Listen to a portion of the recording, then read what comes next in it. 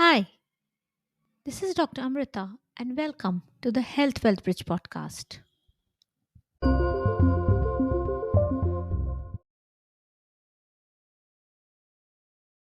Nature deficit, is it a problem? Is it a precursor to diseases? What do you think?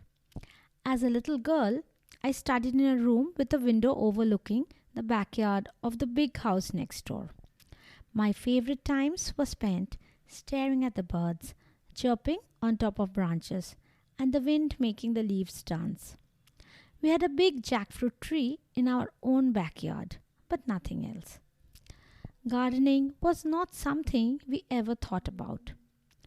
Fast forward to my home in a small town where I don't have a regular garden, but my balcony garden and lovely bedroom windowsills, which are always full of plants.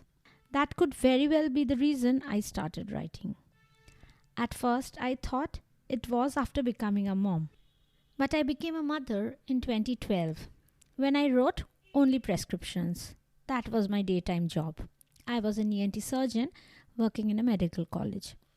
It was in 2014 that I started gardening and writing almost at the same time.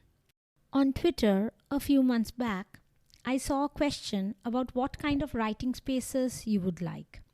Some of the answers were forest view, sea beach view, city view.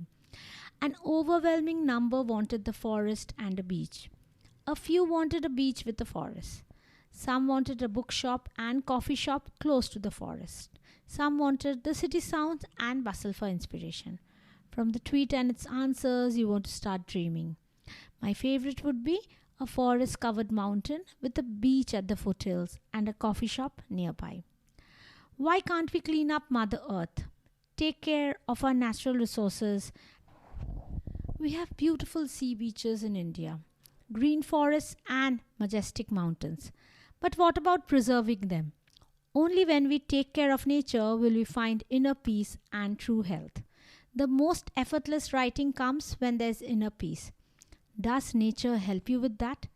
Does nature help you heal? Does it help you concentrate? Let me know by tweeting to me at the rate of Mishra_Amrita. You were listening to Health Well Bridge, and this is an excerpt from the book How to Walk, Write, and Garden for the Healthy Life You Want. I'm recording the book through this podcast. You can find a few of the chapters in the preceding podcast episodes.